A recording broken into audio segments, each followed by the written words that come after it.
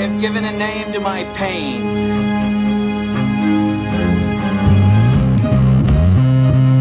The Batman. Always waiting for some Batman to save you. It's simple. We kill the Bat of Gotham. You don't really think you'll win, do you? I'm Batman.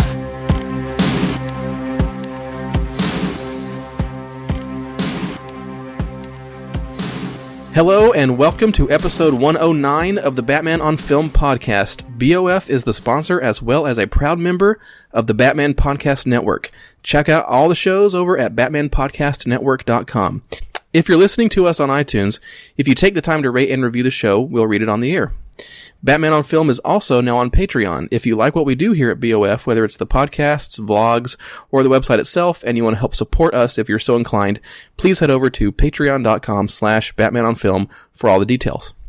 I am the host of today's podcast, Ryan Haas, and on today's show, back for his second appearance as a panelist is Mr. Ryan Lauer. How are you doing today?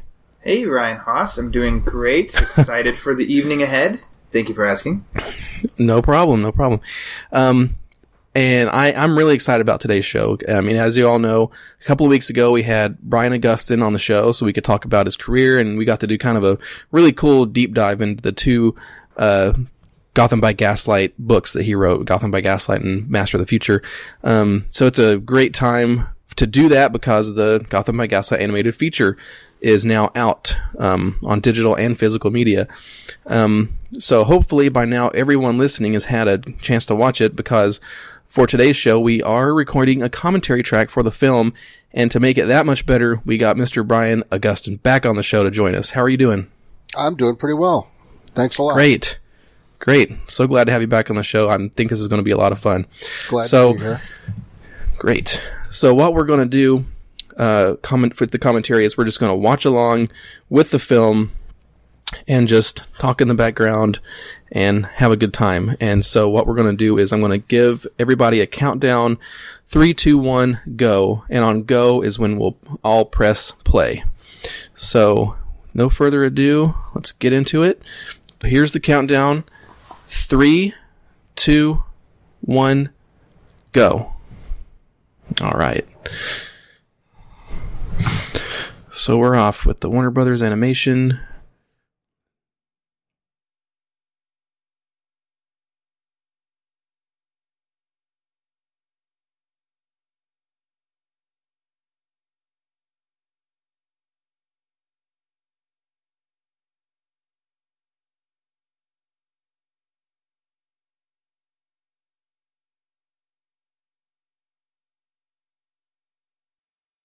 Batman Gotham by Gaslight.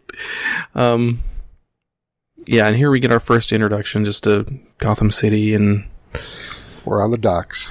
Setting. And this opening is interesting. It gets right into showing us, the Gaslight version of Poison Ivy, which isn't in the book, but is kind of the first of many characters we'll see translated into this style. What do you think about all that, Brian? I'm pretty okay with it for the most part. In the run up to it, I wasn't sure how I would feel, but by and large, I've enjoyed it. All the do we call them Easter eggs? I've enjoyed all of the many of the bits. Poison Ivy, for instance. Yeah, she doesn't have powers, but and she's the plant lady, which I found weird. That doesn't sound like a showbiz name, does it? The plant lady. That's a lady who right. wheels the cart into the office and waters everything. I don't know. Anyway, this is surprisingly, I don't want to say racy exactly, but the scene is suggestive in a way, and that's why we have an R rating, I guess. I was about to ask that. When you wrote the book, did you have if this was a movie, it would be rated R? Were you trying to skirt past the violence and stuff, or was it just not really on your mind because it was a comic? Or I think because it was a graphic novel, we figured we had a certain latitude. I wasn't terribly comfortable, so there's not a whole bunch of profanity. I think there might be one word that wouldn't have made it through the code had it been a regular comic, and that's neither here nor there. But they've got a moving picture here, so the violence is amped. I think that's largely why it's R-rated. Yeah, we'll see here in just a second. They went pretty visceral with some of the blood and the voices and stuff. I feel like they definitely didn't take long to establish that this is more mature than most of those DC animated movies of late, of like, this is rated R, and as you see 4 minutes into it, they set the eerie setting, and then the suggestive Poison Ivy, and then Jack the Ripper's about ready to get his first kill. Well, I think, if you look at Killing Joke, which started out pretty mature, it got even more mature as an animated feature. It's also an R-rated. Yeah, it's true. That's because Batman and Batgirl, spoiler alert. Yeah. Not a lot of fans of how that went down. I haven't heard many people that loved that intro, but I like the book adaptation part of that. The part where they adapted the book, you mean? Yeah. Now, I like these guys. I like the... the three Robins. The cock Robins. That's what they're called. I thought that was pretty genius. As a fun, as you'd already said, Brian, of an Easter egg. It's like, hey, let's include the Robins, just not as Robin. Hey, we can do 3, and I think it fits really well.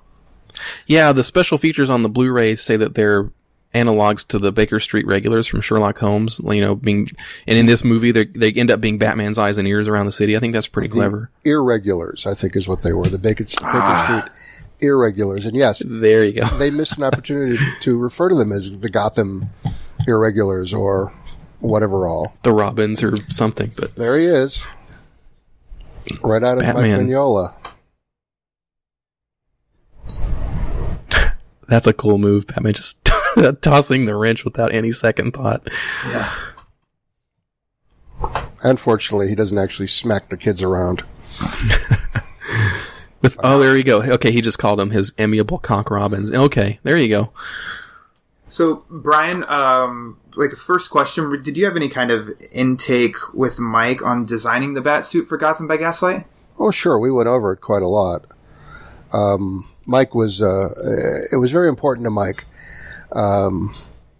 that he, designed something that made sense in the period and yet would provide extra, protection and whatnot. Yeah. So according to Mike, although you don't see it much, the, tunic or the shirt is actually, a dueling vest. Okay. Which would stop blades for the most part. He's wearing cavalry boots and that double cloak, which, like Sherlock Holmes. Yeah. The cape as a cloak is just kind of ingenious, really. It fits right in. So when you saw the first, image of the Batsuit for the animated movie, was it about exactly what you'd imagine it'd look like? Oh, I think they animated it. They're quite faithful. Yeah. I mean, spoiler alert, later on we see him without the cloak, and the shirt looks like a military shirt. And, so what? They made an adjustment. Or they followed the theme of the boots and the riding pants. I think one of the more important things here is that they did decide to stick with the book visual of having Batman's naked eyes show through the cowl instead of trying to put the white lenses on like you see in the comics. Right. I think they said that they tried to put the white lenses on and it just didn't look right. And I'm glad that they stuck with the book because I think for this particular story, it just keeps a little bit more grounded, keeps you kind of familiar with, it puts Bruce Wayne a little bit more into the character. That's a whole lot of blood there. Yeah, I mean, Mike was going, well, there wouldn't have been a lens back then. And he's right. And if you look closely in the comic, and I don't know about about here in the animated, but there's like visible stitch work around the eye hole because, again, fine work might have been, a little bit yet in the future. So one of the cooler things was there's a real handmade quality to what Mike was up to. Mm-hmm. Now it's a nice blue sky. It's daytime. It's one of the few bright, cheery scenes in the film, and rightfully so, is because they're introducing us to the World's Fair, kind of an idea that they lifted from your sequel, Brian, Master of the Future, with the blimp too, and based on the real life Columbian Exposition of 92 in Chicago. Which, by the way, many of the visuals here are based on that on the exhibition and the buildings, many of which still stand in Chicago. But that was the celebration, obviously, of Columbus's discovery of the U.S. of A. And anyway, that's why it was in the sequel, and I think they picked up on it and used it nicely. Yeah. In addition, the first time I saw the film, this film, I was like, well, that had better turn into the bat signal by the time this movie's over. Well, it's literally Chekhov's gun on the mantelpiece, It's, exactly. If it not just would it have been wrong to introduce it pointlessly, but it would have been a wasted opportunity. I want to point out, by the way, as we look at all these civilian faces, apparently there was only one mustache style in Gotham City at that time. And frankly, it looks a little like a bat sign. So it does. But the one guy without a mustache is Bruce Wayne. Bruce, and when you see him here in a minute, and you go strange there. Oh, I guess technically, Harvey Dent has a sort of pencil. He's got something. He's got a pencil thin thing going on, kind of David Niven. Yeah, strange, yeah. Now I like this. I mean, they incorporated him logically, nicely designed. And here's the introduction of Selina Kyle, another surprise. To me, anyway. Yeah, but I think she ends up being one of the best additions to the film. The film almost ends up being a movie about Bruce Wayne and Selina Kyle. And that's, I like that very much. Yeah, at the end of the day, I think the film stands as its own pillar against the two books, when I think that's actually a really good thing, because that way if you've read the book, you're not watching the film just beat for beat, adapting the book. It's something else that is in the spirit of the book, but it's something else that can sit alongside the two, and I think that's really cool. Well, my attitude from the beginning was, when something gets adapted into a new or into a different media, it becomes its own thing anyway. It has to. And and furthermore, if you expect it to be super faithful, that may be a mistake. Not that I'm in anywhere near the class of Hemingway or people like that, but their stories got turned into far different things. Adaptation is an art form unto itself.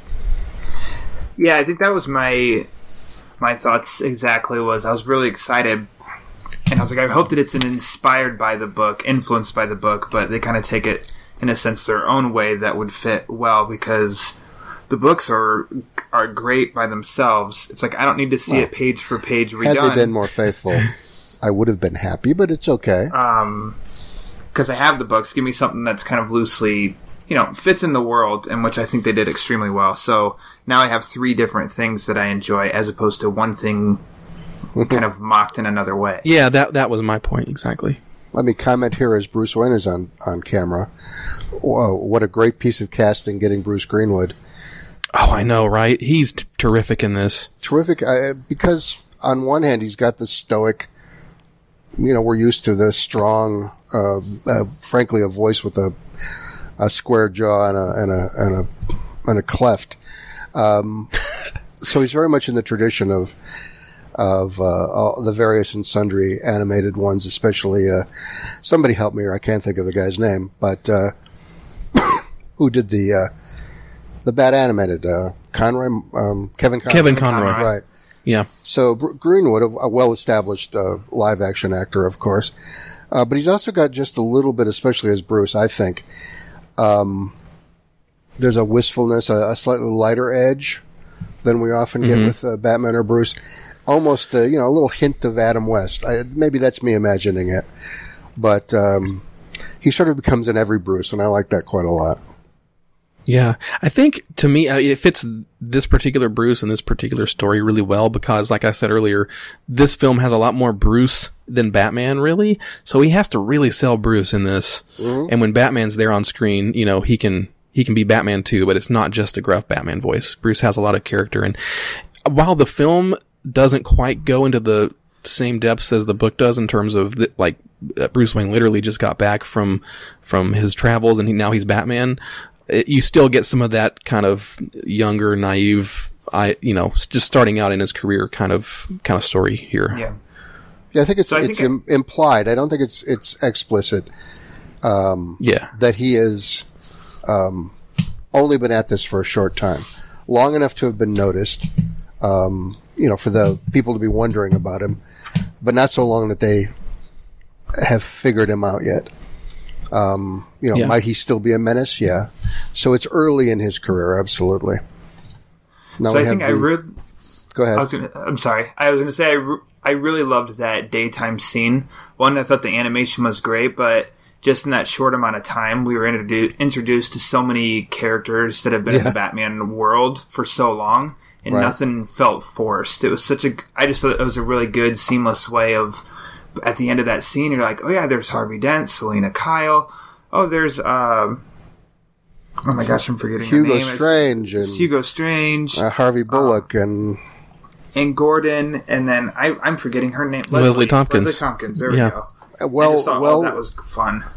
Well transferred to Nunn from Street Doctor, but given the period and frankly the design, I think that works really nicely. Yeah, and then I just love the set, or the look of all of this, of old Gotham, and taking you down on the streets and then looking above it. I just think that's all really animated well. It's very Mignola. I mean, the architecture is very important to him, generally speaking. And they pick up a lot of this sort of thing. It isn't a big deal, but there's often the kind of signage that Mike would place in the backgrounds, just because, crude outdoor advertising would have been the thing. He picks up on it, on all of that. They picked up on him, so it went very well. Now we've got this very creepy scene of Selina as bait.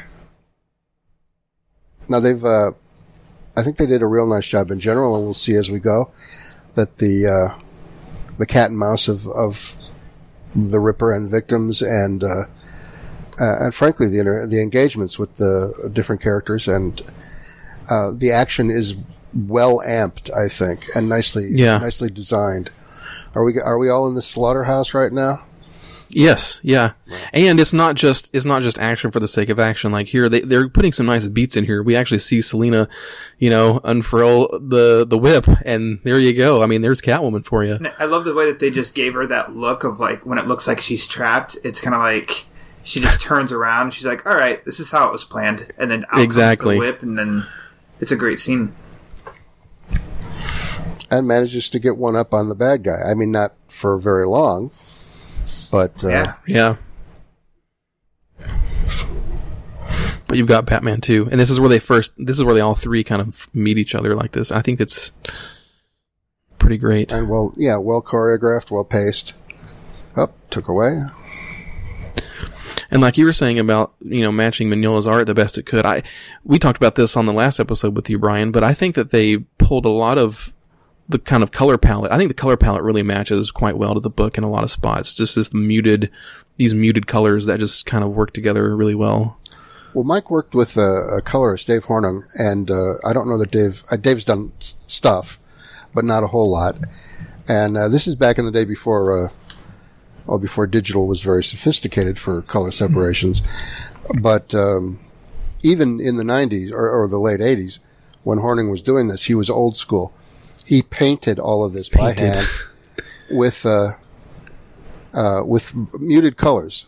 Every one of those colors, when he did it, the dark blue still had a little bit of gray and black in it. So all of it is shadowed colors. And they picked up on it beautifully. Grays, blues, dark olives. I think she's wearing like a dark olive dress. So, yeah, they did a really nice job of the aesthetic and the mood from Mike and P. Craig Russell, who inked him, and Dave Hornung, the colorist. Painter, in that case.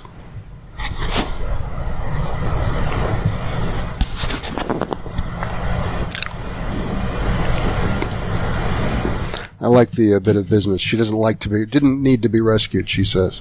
Yeah.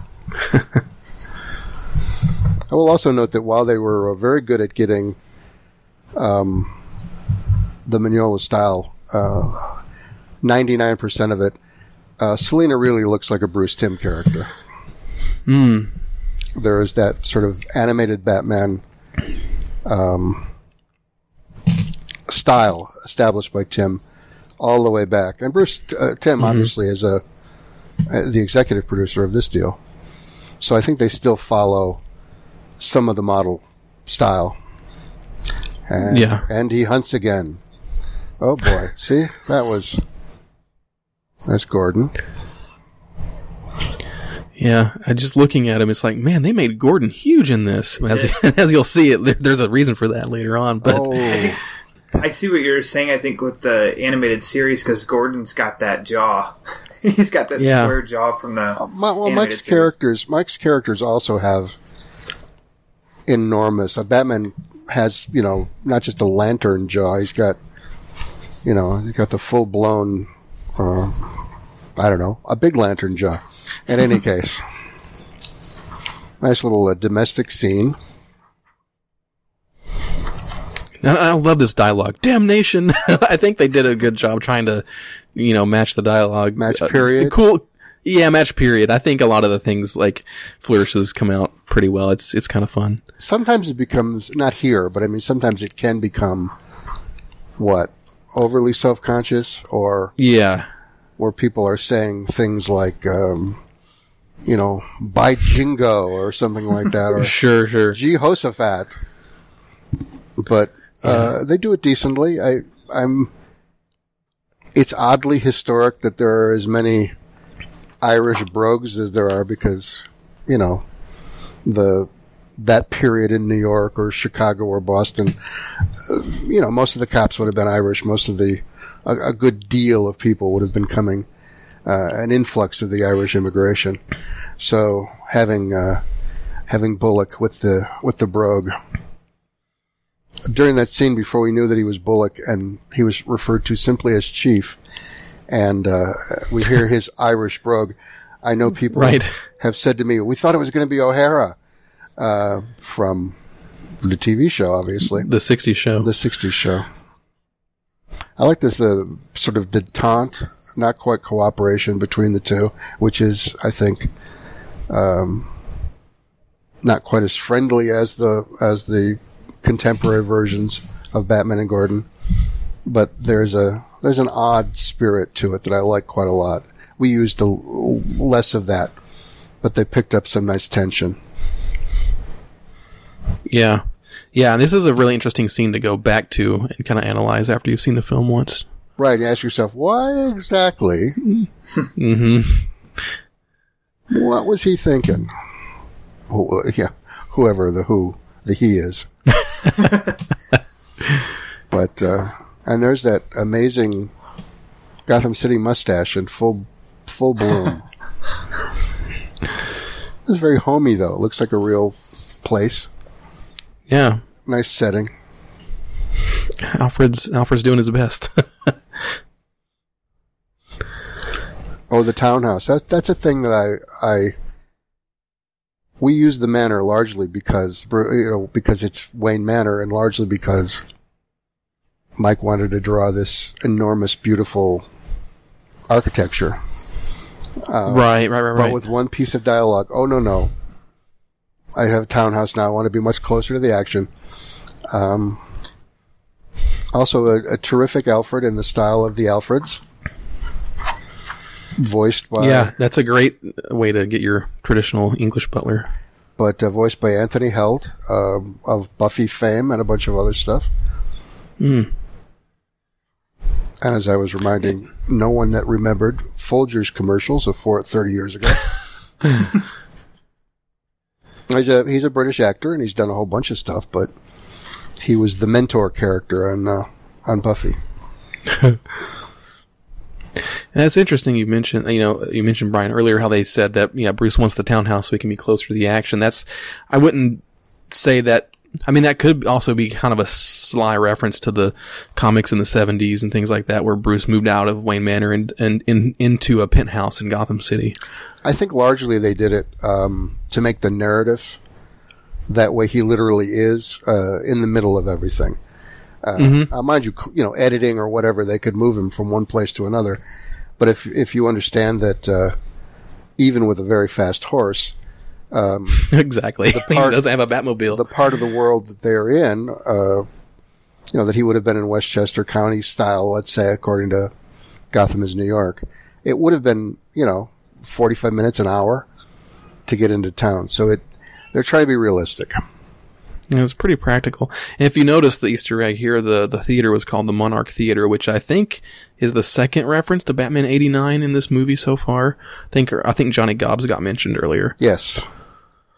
By the way, the musical interlude here, Can You Tame Wild Women, is an actual song, not a contemporary or a recreation, but an actual song. I looked it up, and unfortunately, it's not exactly from the Victorian era, but it fits not only the mood, but Selina's role, I think. Exactly. Overall. But it's a song from 1918. It's from World War I. Ah, okay. But there still would have been dealing with suffragette or the aftermath of that. So again, the spirit of the song is the spirit of the transition from Victorian to the modern age. Yeah. And I think that's a great, background for Selina in this film, having her kind of be the leader of all this. Well, she's got showbiz in her blood. She's grew up in a circus. She has traveled in Europe doing shows. And Harvey Dent is a cliche. It was on my second or third viewing that I finally realized why he's there. I just mean that he's more than just an Easter egg. He serves a purpose, and we'll get to that later. Oh, that's fascinating. Here's the silhouette on the. I'm probably a second or two behind, but what do we say? Woohoo or something. As close to nudity as we're going to get here, and that's fine. They're cartoons. This is the point in the movie where I was 110% invested in this Selina Kyle and seeing what was going to happen with her. I'm just hoping, man, I can't wait to see how they interact later on. And the voice, like Jennifer Carpenter, you might have seen her in things like Dexter. She really knocked it out of the park, I think. Did a great job with the performance here. I'm not terribly familiar with her, but she did do a very good job.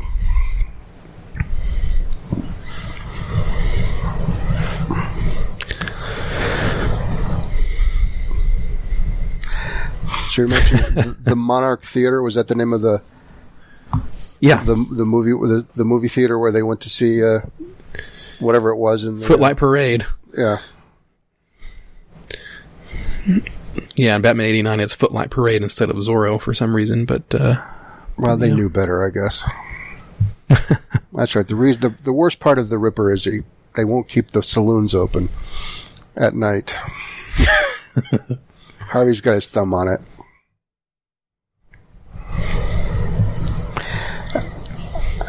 There's a weird triangle here in a very obvious way. But also too, there's I'm not quite sure how to, that I can put my finger on exactly what the creative choices were in creating this trinity of characters. It's not just, I don't mean just the jealous suitor, the babe in the middle who doesn't, isn't going to put up with either one, necessarily. But there's an interesting dynamic here that I like. Now, Ryan, for that, did you pick up on, Ryan or Brian, the Dionysus Club? Yeah. It's that's just that's referring to Scott Snyder's current or the New 52 run, right? Something to do with his Batman. Oh, he Unless uses it came it in long that. before. No, it's been when around was it for established? Probably in the 80s, maybe 80s? a little earlier. It's been around for a while. When he in the 40s and 50s, when he went to a men's club, I think it had a different name, but Dionysus became the background men's club. Okay, gotcha. I could be wrong. That's I'm not an expert on that, but I've heard it for years. Link to that. Gotcha. Okay. And I just can't imagine that they didn't take an opportunity for an egg when they had it. Yeah. So it must plug into something. It could even be plugged into just the modern era. But Snyder used it. They must have the laxest security in the world, though, for a men's only club. Right. Well, if it's Bruce's club, I guess he knew how to sneak in. Or to demand that they, look the other way. But it's a nice bit of business. I'm going to butcher this name, but the Diogenes Club is a fictional gentleman's club featured in several Sherlock Holmes stories. That's and so people. So it seems like that might be part of the reason that Dionysus part of the Club reason that used. exists. Meanwhile, across town. Yeah. And that is one honking huge campus that this church has. It is. And the voice here of, I forget this new character's name, but of Tara Strong. Right. Who's been a lot of different Batman characters. She's been Batgirl and she's Harley Quinn. Well, she's also the voice of one of the Cock Robins. Yes. I couldn't tell you which, but...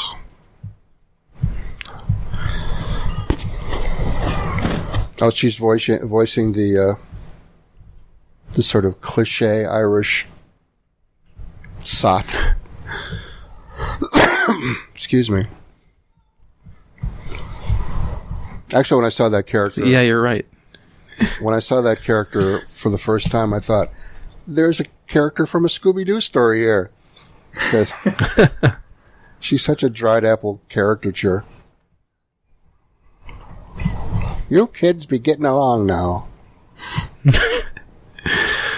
And we see that get paid off a little bit later. I'll tell everybody about what you did. And he stuck the landing, by the way. Right. It's a big graveyard, too. Yeah, you're right. It's like his campus is so big by the time he runs out there, he's not going to make it in other time. Buildings? How can you be half a mile away at some point? And although this is a great scene. Yeah. Were either of you thinking she was going to make it out alive? No. Yeah. I was like, no, not Leslie, but yeah. Yep, Leslie. I think the hope existed, and then thinking in my head, is that dramatically legit that she would survive? Yeah. I mean, there would be no reason why the killer couldn't fail to be recharged for whatever next attack, like he did with Selena. The character handles it very well. Good dialogue in here. And the Ripper's taking a page out of the Shadows notebook with the red scarf and the black cloak and all that. Oh, yeah. Yeah. Oh, he's left-handed. I think that becomes important at some point. It does. Here's your classic Alfred looking for Bruce, and he's not there, so let's go to the Bat Cave. But in this instance, the Bat Cave is actually the Bat Attic, the Bat Belfry. It's just like in The Dark Knight when Michael Caine first... Yeah. When Michael Caine first goes to and sees Bruce isn't in the bed, and he's like... Yeah. That's instantly what I thought of. It took me a second viewing to realize he's walking up, though. I mean, it only makes sense, but we're so used to him walking down that I wasn't even paying attention the first time. But he's up in the rafters.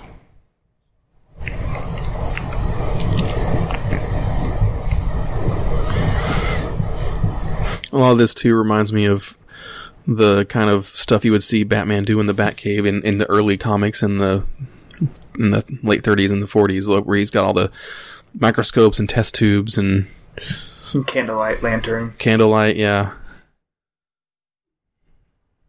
I will say that the clue of the pin strikes me as completely useless. How many members of that club are there? But there's blood on the pin.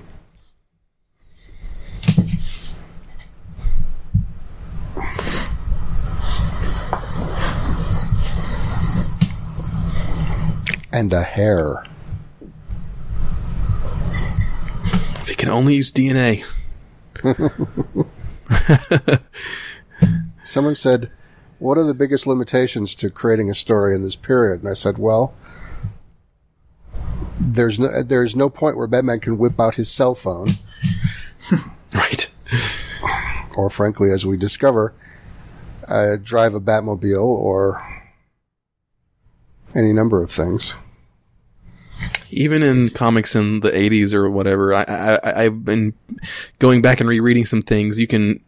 Entire plots of comics would just not work today that you read if they only had cell phones. Well, television and movies too. And you go back and you look at films even from the 80s where people are racing about town trying to find a working payphone.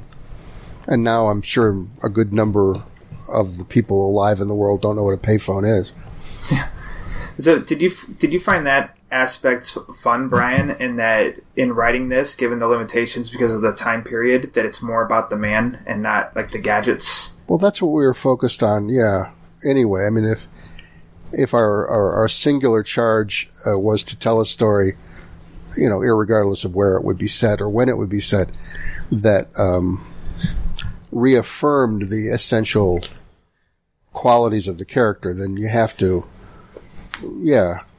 at risk of a cliche, strip him to that essence. And but it's also fun because then there's a great deal of enjoyment to be had with coming up with exchanges. And we used a horse in a chase because Mike wanted to draw Batman riding a horse, but also because we didn't have a Batmobile. Right. I want to say Hugo Strange, by the way, announces his own demise in a way. Right. Shows up and says, "Meet me at midnight." Oh, boy. Spoiler alert. Yep. I don't remember Strange. Is that what he looks like, more or less? I mean, I know pretty much, yeah. The goatee and bald goatee and those tinted glasses. The circular glasses, yep. Mostly from the animated version, I'm guessing. Yeah. Yep. He's not been overly... He's pretty close. I mean, he's one of Batman's oldest members of the Rogues Gallery. Maybe the oldest. Well, unless the Joker's slightly ahead. I think Hugo Strange might even be a little older. Right. But there was a gigantic gap between times you would see Hugo Strange. I think he died. I think that was back when characters died; they stayed dead. Right. They didn't bring him back for years and years. But as soon as they created the Joker, then they couldn't stop using him. Although there was a gap, I think, because he really was a different character within a few years. Oh yeah. I mean, initially they were very pulp influenced. Yeah. Alfred makes friends. Alfred's got a whole lot more on the ball than people give him credit for. It's true. He sees it coming. Yeah, Batman couldn't really function without Alfred. There's no question. In any variation or version. See, I really like what they did here with the three Robins. Forgive me, I already forgot the actual name for this, but what could have just been the fun Easter egg at the beginning, it's like they come back, but it's useful for, like, there's a point to it. And right. And then at the arc at the end of the film, I mean, they become that, that much more important.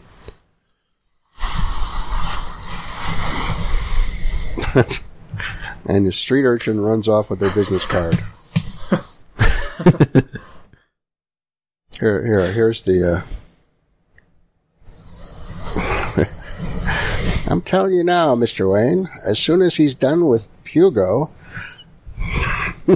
he's coming for me. So.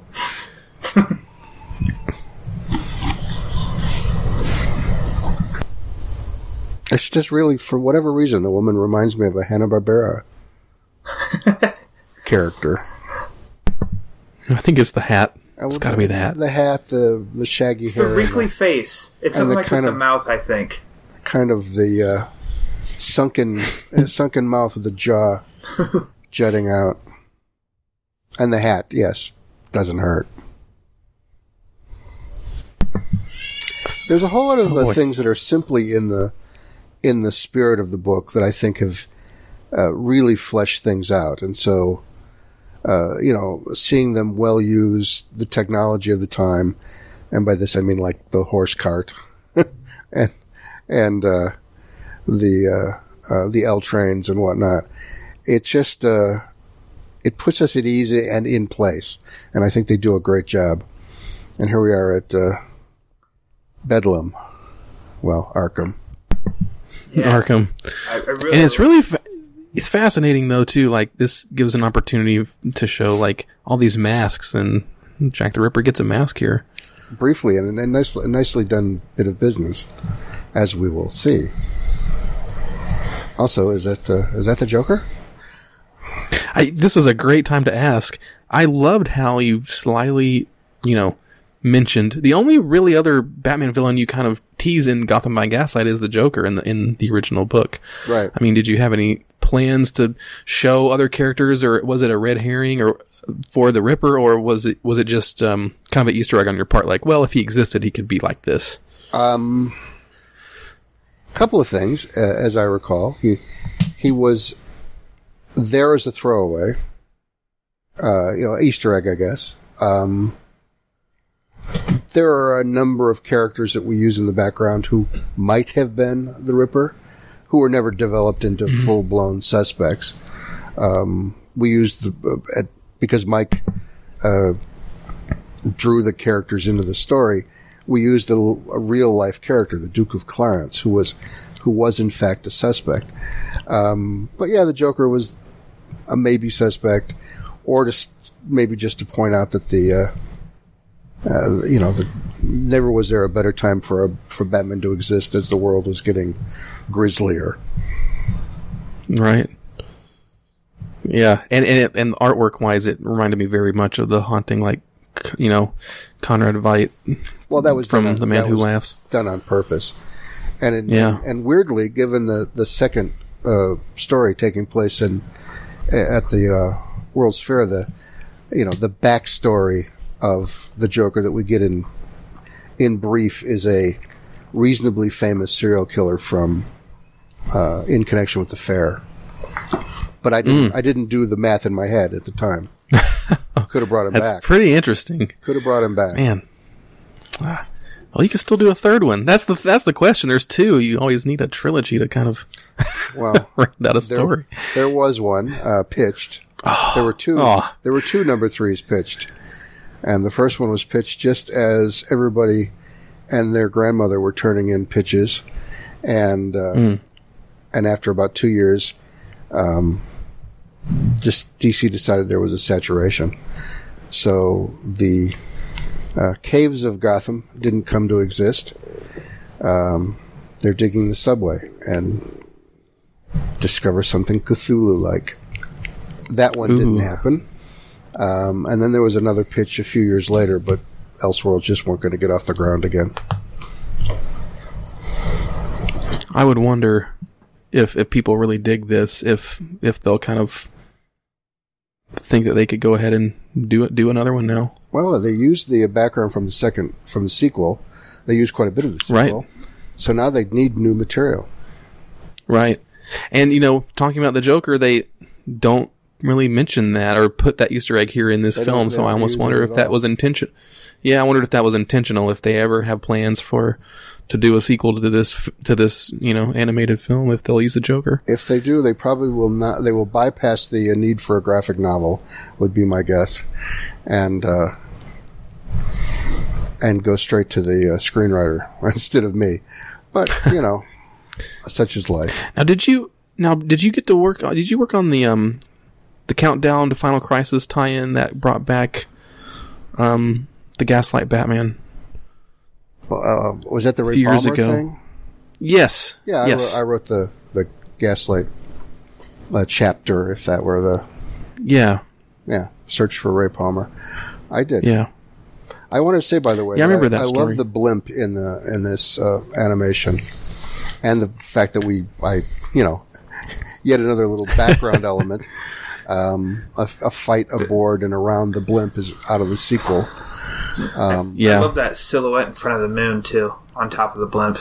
Well, the very first time we see it, way earlier in the film, where it's just sort of bisecting the corner of the shot. All CGI, obviously, but well integrated with the more traditional forms or more traditional looking animation.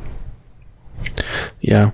And, this is the point in the film where I started to realize, to me, it seems like there's a lot of analogs that I feel like this movie has with Batman Mask of the Phantasm in terms of some of the characters and some of the scenes. Oh. Like, you've got your Batman, of course. The Ripper is kind of like your Phantasm character in so much as it's somebody going around Gotham killing people. You don't know why. And there's obviously a big identity reveal that needs to happen. Selena Kyle is almost like Andrea Beaumont. Bruce Wayne gets to know the woman. And then here and Harvey Dent reminds me of, what was the guy's name? Arthur Reeves. He's kind of the smarmy guy that's trying to get with the girl. And here, this middle section, this reminds me of, when Batman in Mask of the Phantasm gets chased by the cops and bat ears get wicked away here, by the way. Oh, that was cool. But in the middle of Mask of the Phantasm, Batman has a fight with the Phantasm and gets chased by the cops, and he escapes. He sheds his costume and has to run down the alley and gets rescued by, in the Mask of the Phantasm, he gets rescued by Andrea Beaumont, but in this, he gets rescued by Selena Kyle. So I think there's a few parallels I found. The Gotham by Gaslight, the book predates that, but yes, clearly they've stolen from themselves. The animators. That's a nice little bit of business, that mask. I mean, I'm glad they didn't keep it for the rest of the characters' appearances, but it's a nice little bit of evolution. The Ripper's mask. Right. Good thing Batman has a few spare costumes we already saw in his attic. Hanging up, yes. Yes.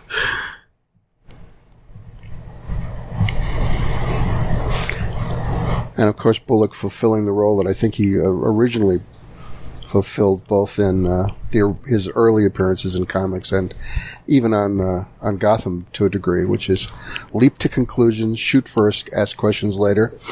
Yeah. Whatever the simplest solution is, that's the one he likes.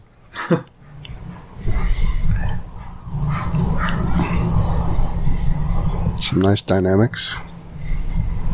Dueling mustaches.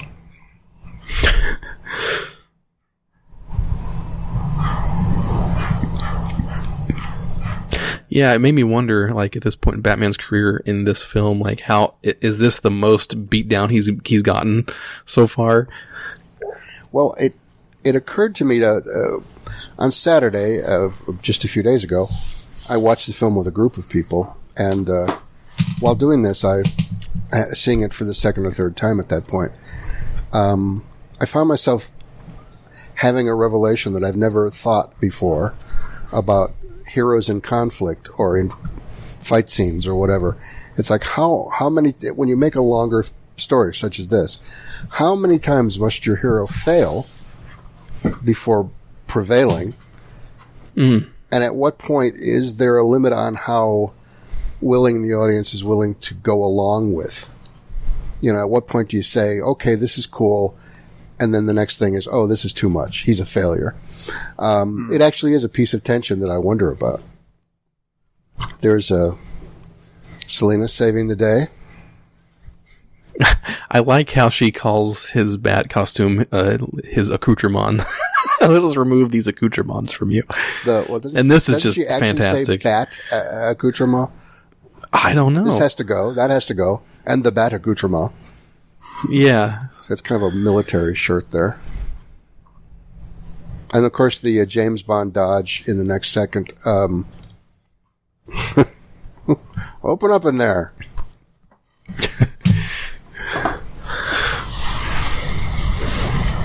Rated R. There you go.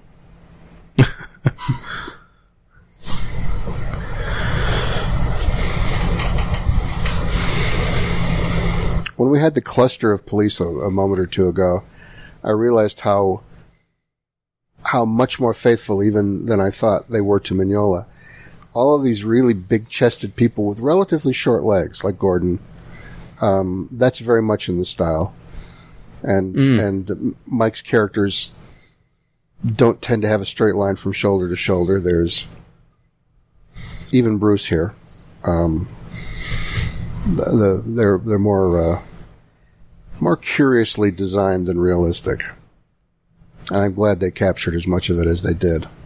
Oh, then the mushy stuff. Oh, the mushy stuff.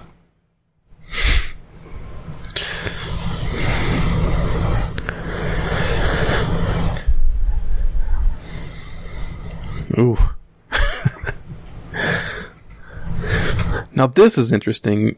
The choice to have the daytime in this, like, you know, lavender purple kind of color scheme. I think it's pretty cool, and it slightly evocative of, you know, Catwoman. Really, as we're kind of into Selena's world a little bit.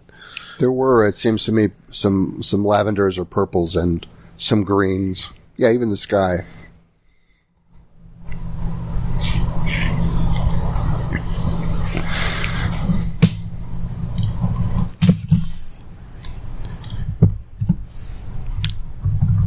What is it? Purple something draped over the green dressing screen? Yeah, Yeah, exactly. Well, actually, lilac, I guess. So, for me, at this point, I'd thought, did they really bypass the part in the story where Bruce is actually going to get arrested? Because I was almost thinking that maybe he got out scot-free, and I'm like, oh, well, that was an interesting part of the book of, well, he's in jail, but how's he going to get out of this one? Right. And then, about right when I thought that, well, this happened. So. That's when it happens. By the introduction of the Apolani character there,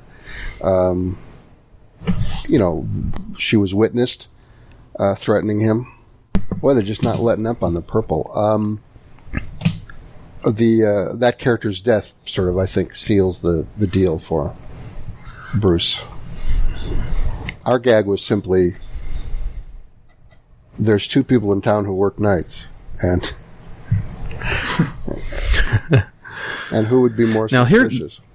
Now, this dialogue here, he says, you know, I thought I could make them pay, but it's never going to be enough. That made me think about the position you put Bruce in, Brian, in Master of the Future, where he's, you know, brought his, you know, parents' killer to justice, and he's Batman for a while, but he's decided kind of to stop, because he's not sure if he can make a difference anymore. Well, he's also not sure if that's his original mission. Right. You know, he has to make the transitional leap from, you know, personal or vendetta to the impersonal and, you know, for the greater good choice, which of course he's Batman, so he will. But there was, I did like the echo there, and I also like the fact that they never really say what it is about his parents, because if we don't know by now, we don't know. Right. There's, you know, that thing when she says right here a moment ago with the, oh, right, your parents. And, yeah. I think there's something earlier where Bruce makes a sort of bouncing, you know, a glancing reference to it. I think with Leslie Time, she took me in, things like that, after my parents, ... Mm-hmm. she took me in. So perhaps one of the first Batman films in ever where they credit us with knowing the origin of Batman. Right. Get him out of my sight.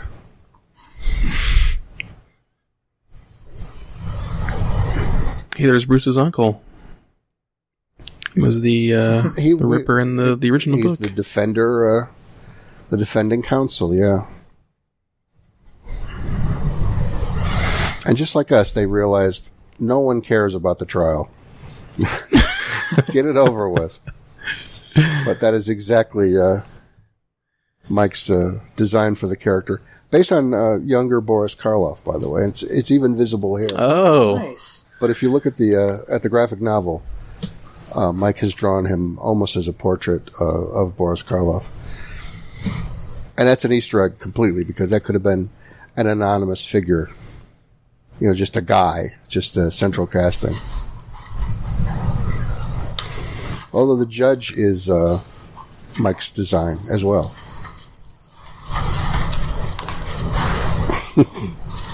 You know, this necklace mutton chop here.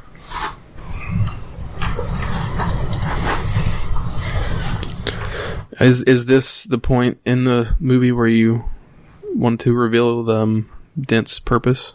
Or is that still later? Well, as the jealous suitor...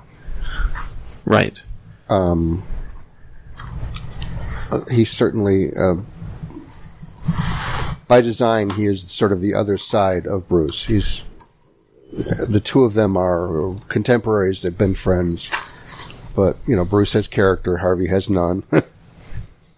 Right. He's certainly there as a sort of a guy to muddy the works, to help trump up the charges. He's an antagonist. But I thought that it's entirely possible to see him as a suspect. Right. As an alternate. Yeah. As a... as one more person. I know when you're writing the mystery, I mean, it's difficult. You do have to provide... I mean, if you want it to be an actual mystery, you have to make it not obvious.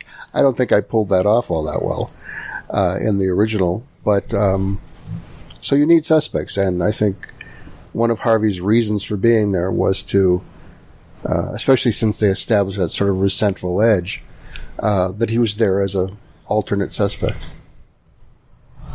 And as we get closer to the end, there's another wrinkle on that I'll hold on to. Okay, cool. And I love this, that Selena Kyle shows up and says, "Okay, you're Batman. You need to get the heck out of here." And while or I'm going to tell the people. And while I had this conversation happen between Alfred and Bruce, this conversation is very much out of the book, and you know what he isn't going to do, what he doesn't think he can do. And as I look back on it and see it through Selena's handling, it's like, what are you saving it for? How are you protecting yourself or your identity by allowing yourself to go to the gallows? It's a nice bit of business and expansion on the whole idea. And in a way, the same thought we had was, Batman's just a little too upright to break out of jail. He knows he doesn't belong there, but he's a little too much of a good guy. Maybe a little too much of a goody two-shoes at this point. I don't know. But, and she's taken matters in her own hands, and I love this. I'll give you $200. That's right, enough to for all of your family to go to college for several generations. Yeah. And when you see the business, it's a Holmes Easter egg. His code, all those little stick figures. That's out of a Holmes story that I believe probably has the title of The Dancing Men, but the Dancing Men, whatever it's called, code is a way to send a message. And although it's a completely different setting, this bare knuckles fighting here also sort of suggested by Master of the Future. The opening. Right. Yeah. Right. I wondered what the names were. I didn't. The names here catch the name are of this mostly made up for the script. Okay. For this, I don't recognize them. Was Dexter? But the guy that Bruce, right? The guy that Bruce fights is Cyrus Gold, right? Does that mean something? Yeah, that's Solomon Grundy. Oh. Or who turns out to be Solomon. Nice. Grundy. I didn't know that. Neither did I. And I probably should. It's a nice bit of business, though. Get everybody else fighting. Let you and him fight. Oh, yeah. Yeah. And this ties into the classic idea that Bruce Wayne is a pretty good master of disguise in terms of acting and, and inhibiting somebody else. Excellent on his feet. I mean, always ready to shift gears when necessary. Hey, wait a minute. He's the only man in Gotham without a mustache. We should know who he is. But we get the horse. Yeah, is that better or worse than Clark Kent without his glasses looks like Superman? Right. Well, and there's the what little bit of a horse chase we're going to get.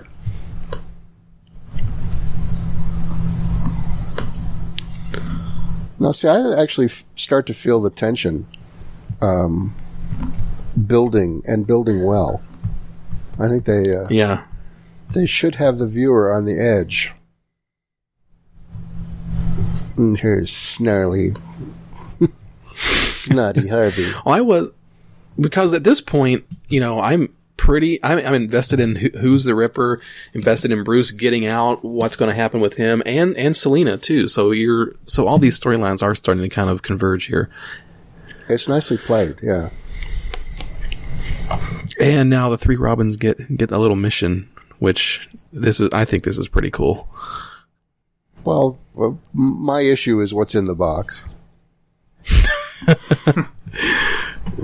We were diligently historical, and maybe this thing was possible at the time. I don't know.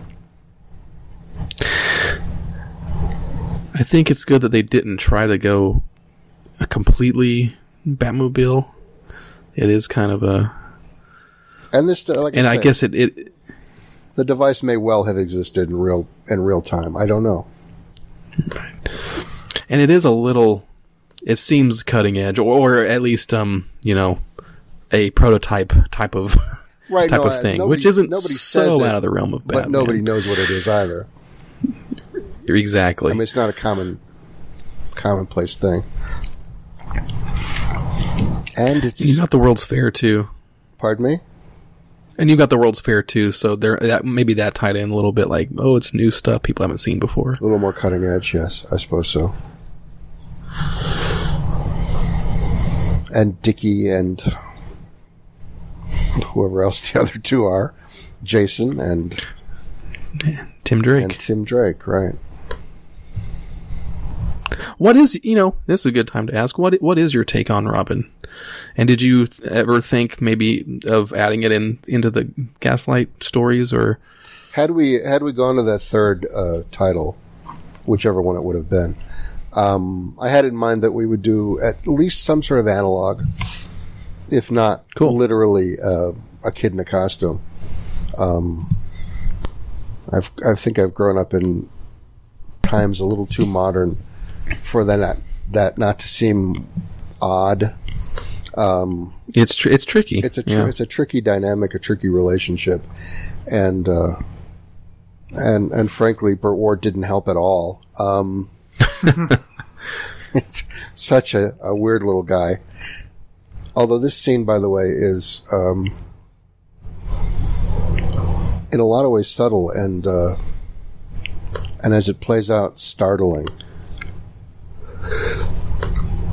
I mean, here he is being a detective, and he's found something. What has he found? But it's his interplay with Mrs. Gordon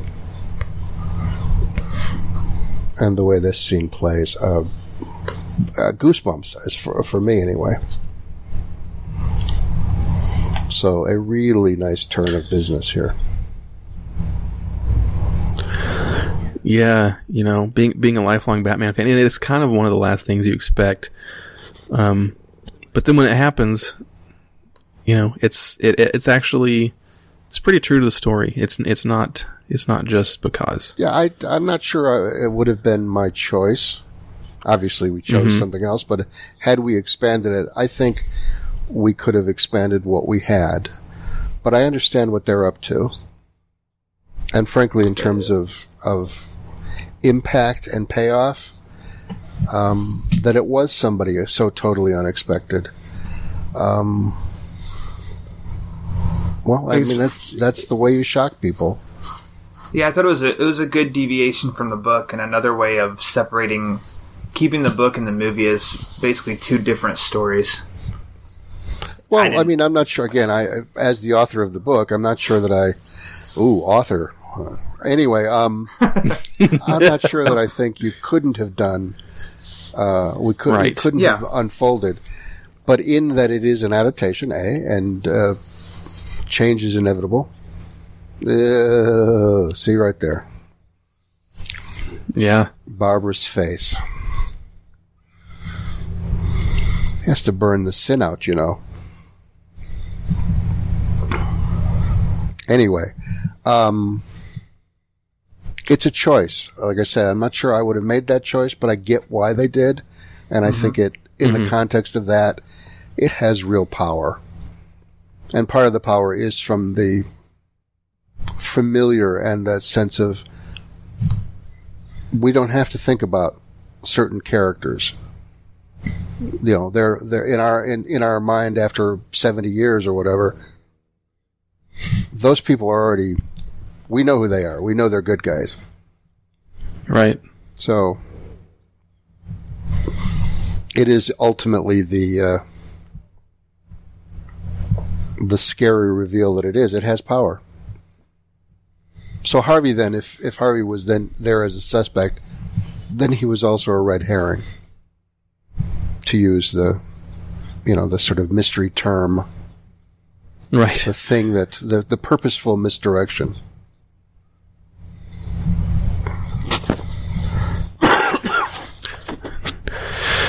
Yeah, and now Gordon goes straight into, he's unhinged now. Now he doesn't really have to hold back the way he's been doing the rest of the film. He's unraveling. Have we ever seen Gordon as a full-on villain before? No. What made me think of this once this got revealed was, it's not like there's never been basis in the comics for something quite like this, because if you think back, a few years ago, they did have Gordon's son, James Jr., be a pretty big, vicious, serial killer type of villain. Psychotic character. Yeah, exactly. So it's almost like it runs in the family, but if you put it through this Elseworlds kind of filter, you could see it kind of happening if you really are a continuity or historical comic book kind of stickler person. So there's a motorcycle. Some validity there. Yeah. Got a motorcycle. And a bat signal. Yeah. Did it really? No, it didn't. Although if you're gonna make a makeshift bat signal, seems to me you could just borrow someone's mustache. And you know what? I thought when I saw the crate in the film, I thought maybe it's going to be like a flying machine, like the Leonardo da Vinci type of, which we used in the sequel. It's really a hang glider. Yeah. I thought surely with all that stuff, maybe that's what it would be. And I haven't gone to Google to find out. It's just that a motorized vehicle just doesn't click initially as a historical thing.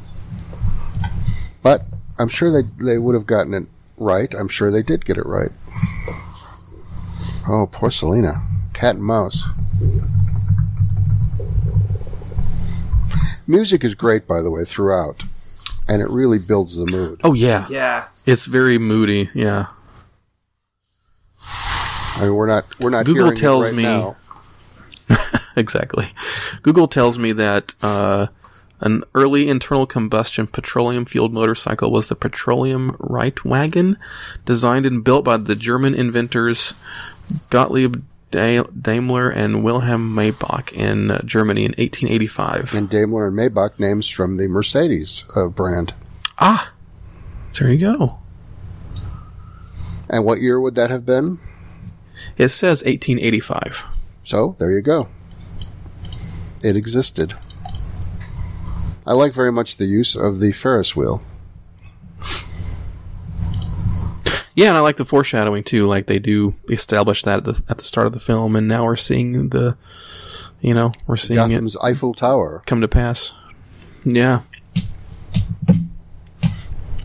Also serving. And go ahead.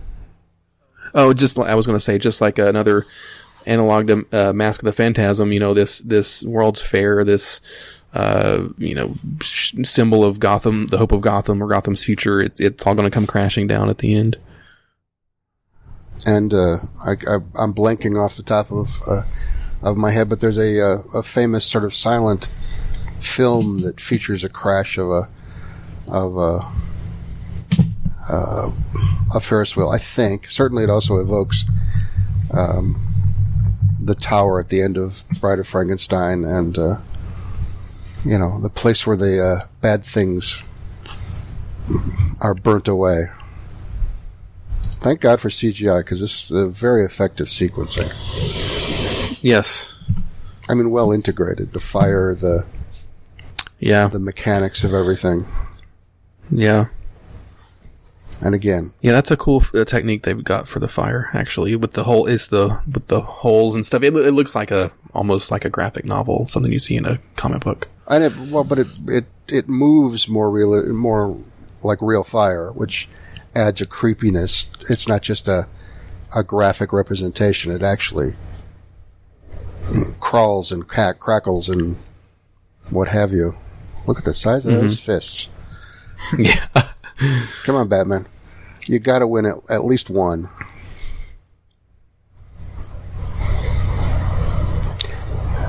I think thanks to digital, they finally are able to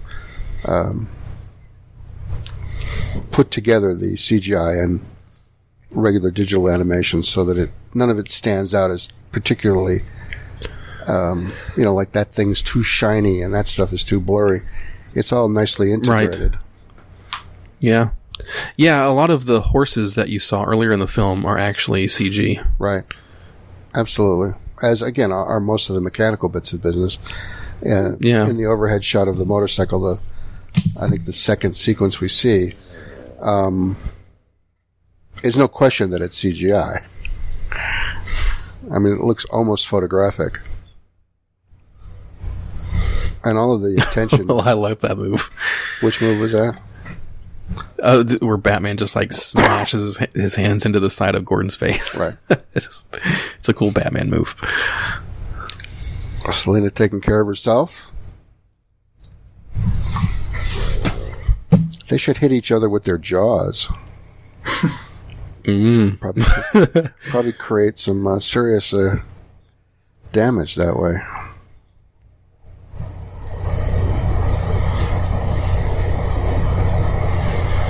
He's too good a guy. Can't let the villain fall.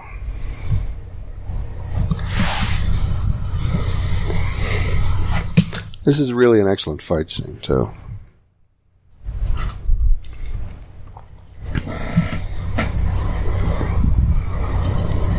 Yeah, it's just cool because you have these two figures, representing different things, as the hope of Gotham, this World's Fair is burning to the ground. It's pretty cool, Well, the story set up too. The dualism that they create by having it be Gordon, his whole "I'm here to clean up the city." He's twisted, but his motives started out good, one assumes.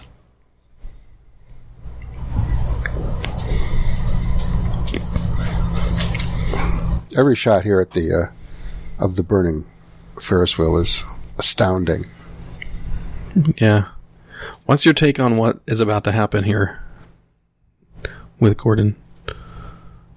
I'm not sure what you mean. Well, the bad guy has to lose, right? Yeah. But Batman handcuffed him there, didn't he? Yeah. Houdini taught him that. I think that was cool. Yeah. a young Houdini. No, he wouldn't have had to be that. He would have been in the height of his Oh, really? power. Oh. Well, he kind of chooses, doesn't he? Gordon. Yeah, I think that's what I like about it. He'd rather go out his way. I mean, I imagine he would have let Batman open the handcuff, but that never came up. He backed away from him.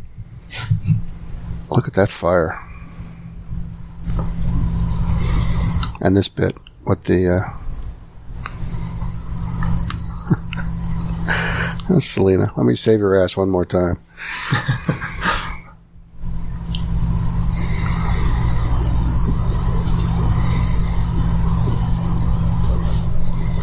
Incredible stuff.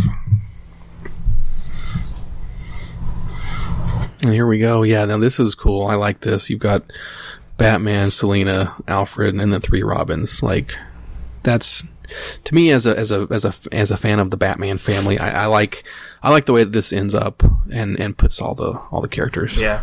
And we get the echo back of what he tells them the first time. Make something better.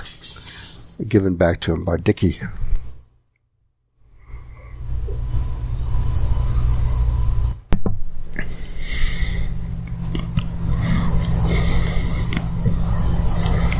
Lots of really great cinematic stuff happening here.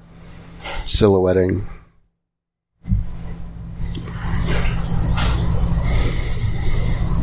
A little bit of Citizen Kane and the toppling of the monument. Oh, yeah.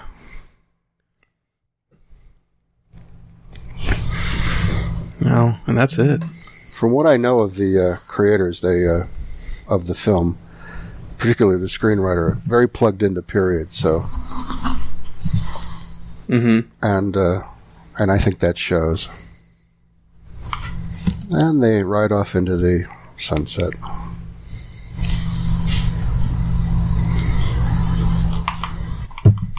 Well, we did it. That's Gotham by Gaslight. Yeah.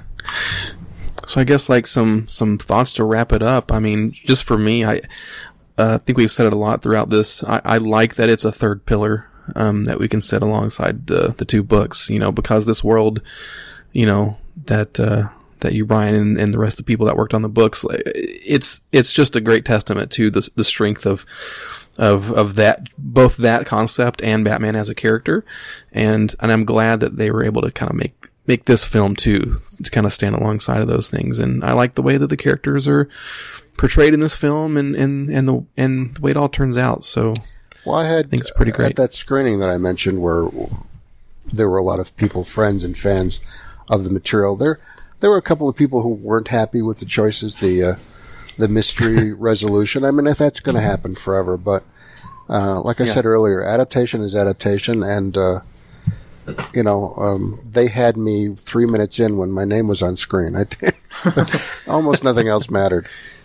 So, but beyond that, I'm very happy with what they produced and, enjoyed it, as a viewer. So, as an insider, that's probably not easy to do. But they entertained me. Yeah. And, you got any final thoughts? Go. Yeah. I think anything that is as close to a person as this is to me, it was sort of a risk, but it's also a reward. It feels. This is 30 years later. The material, the book has almost never been out of print. It's been around. It's been illogically connected to the steampunk movement and all this other stuff. But the bottom line is, 30 years on, it's a big deal now, and I couldn't be happier. So thanks for the opportunity to yammer on about it. Yeah, no, like what I consider it an honor and a pleasure. I'm so glad you're able to come on, and it's going to be a great memory. Just got to watch a Batman movie with the guy that wrote the original book, writer. and it's never happened. It's fantastic. It's never happened. I don't know if it'll ever happen again. It's fantastic. Well, depends on what they adapt next.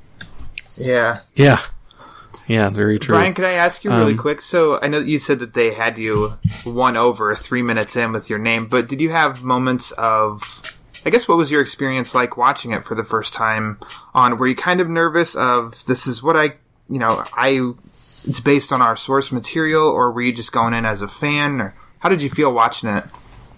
I think I was honored that it existed, that it was being done. I did not have any trepidation. I mean, it wasn't like I thought, well, it's such a perfect story, they can't mess it up. It's more like, as I said a couple times, I accept the reality of an adaptation. I was looking forward to see what they did with it. More important to me than all the jots and the tittles of the story was that they get the mood and the atmosphere and the overall idea of the story gets across, and they certainly do. And more important than my story was also that they do Mike Mignola properly, that they get that right, and they did. So no, I wasn't worried about it. I was excited to see what they did with it, and it certainly it paid off. I enjoyed. Now I've seen it 3 or 4 times, and I probably will stop watching it for a little while. But I've learned, seen different new things, and I've enjoyed it so far. So it's a great thing. I think that's kind of a. I'm sorry. Go ahead. No. Go ahead. I was going to say, I think you said it with atmosphere. So to exactly what both of you guys have said, to kind of summarize feelings on the movie for the first time, the fact that they really just, that atmosphere, I thought they just nailed the atmosphere. They nailed the characters. They did some great Easter eggs of involving characters, and plus these little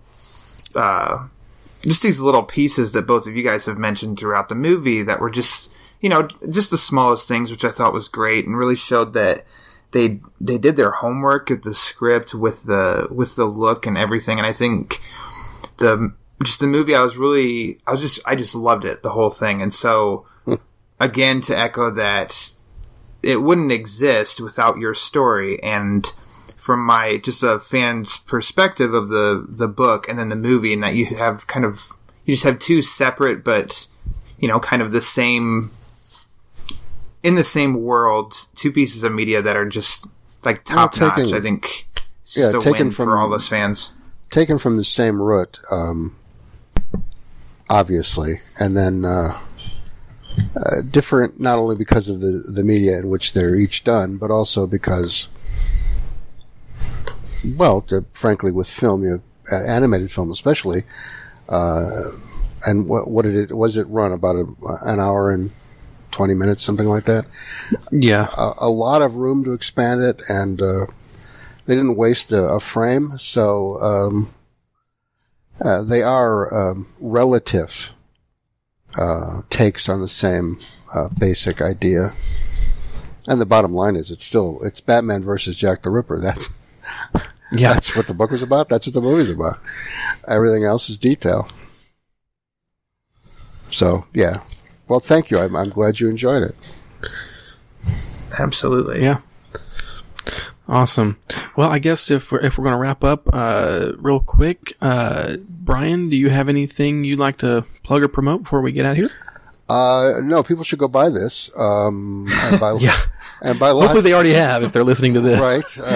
And I will say further, one of the fun things that I saw and picked up was the Best Buy special edition with the miniature version of the original book, which you kind of need a magnifying glass, but it's such a cool object. It's a little hardcover booklet with a kind of a golden book finish to the whole thing. But and it's long ways, right? It's a rectangular. It is. It's a horizontal, no, whatever it is. It's a landscape versus portrait. Yeah. It's a half page per page. So a half page of the original art at about, I don't know, 85% of the original print size.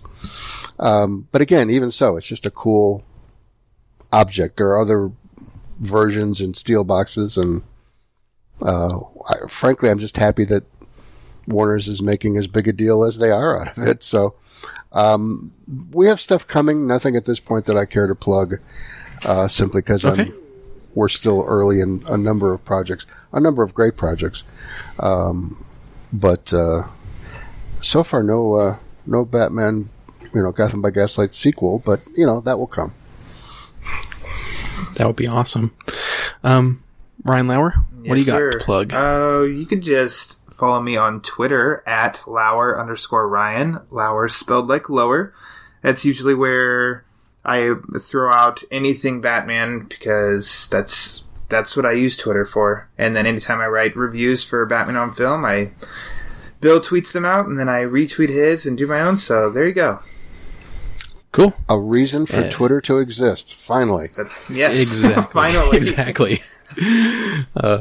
If everybody wants to look at my Twitter, I'm on Twitter at SMB_Ryan, and I'm also part of the Tim Drake Robin podcast, Everyone Loves the Drake, which you can also find on Twitter at ELTD Podcast.